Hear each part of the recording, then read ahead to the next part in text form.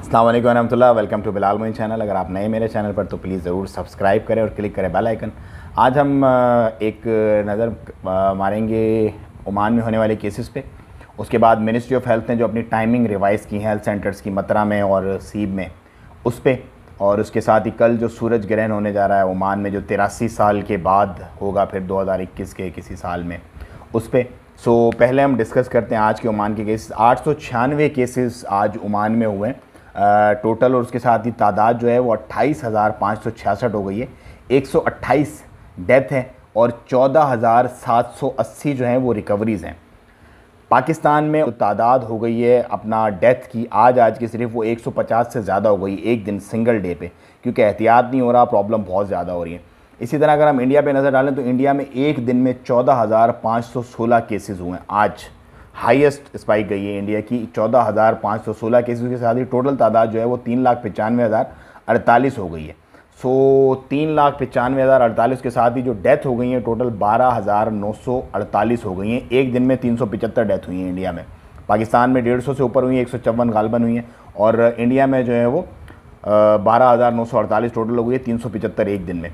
So India और पाकिस्तान वालों को बहुत ज़्यादा ख्याल रखना चाहिए, क्योंकि ये जो मर्ज़ है ना, ये बेकाबू सा होता जा रहा है बड़ा।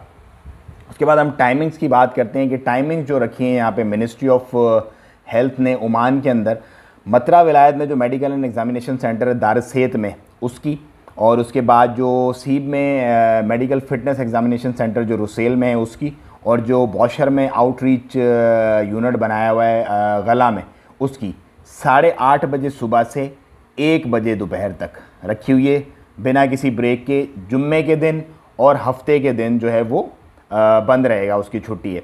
दूसरा ये है कि जितने भी लोग टेस्ट करवाने के लिए आते हैं, टेस्टिंग के लिए, उनके पास बताका होना लाजमी है। अगर बताका नहीं तो फ़ोन नंबर लाजमी उनके पास जो है वो स्पॉन्सर की डिटेल्स लाजमी होनी चाहिए।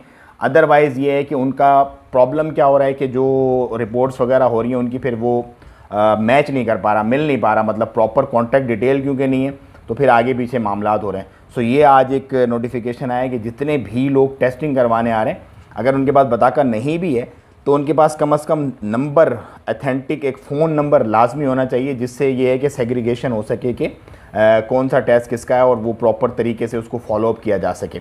सो ये तो था कोरोना से रिलेटेड चीज़ें। उसके बाद रेंट्स के पॉइंट ऑफ व्यू से भी एक बड़ी अपडेट हुई है, वो मैं नेक्स्ट वीडियो में आप लोगों के साथ शेयर करूंगा, क्योंकि वो पूरी एक डिटेल है, किस कंपनी ने कितने % किस तरह के लोगों को रेंट छोड़ा है, वो हम डिस्कस करेंगे। हम कल होने वाला जो सूरज ग्रहण है उस पर देखें, ये आँखों के लिए बहुत ज़्यादा मसला कर सकता है आपकी, तो आप इसको डायरेक्ट मत देखिएगा। ओनली जो अथेंटिक अप्रूव्ड जो ग्लासेस हैं वो उन्हीं के थ्रू आप इसको देख सकते हैं। कल सुबह जो है ये स्टार्ट होगा और 11:45 तक तकरीबन ये रहेगा, और पीक जो इसका टाइम होगा वो 9 से स्टार्ट हो जाएगा और 11 बजे तक। सो उस बीच जो चाँद है वो सूरज और ज़मीन के बीच में आ जाएगा, तो उससे ये होगा कि एक पूरा का पूरा ये सोलर एक वो बन जाएगा।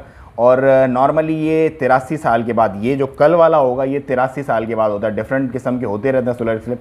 सो आँखों के लिए बड़ा ख़तरनाक होता है। आप इसे डायरेक्ट मत देखिएगा, थोड़ा ख्याल रखिएगा, और बच्चों को तो स्पेशली बिल्कुल भी मत दिखाइएगा। अपना और अपनों का बहुत ख्याल रखिएगा। मैं लेता हूँ आपसे इजाज़त, फिर मिलेंगे नए टॉपिक के साथ। अल्लाह हाफ़िज़।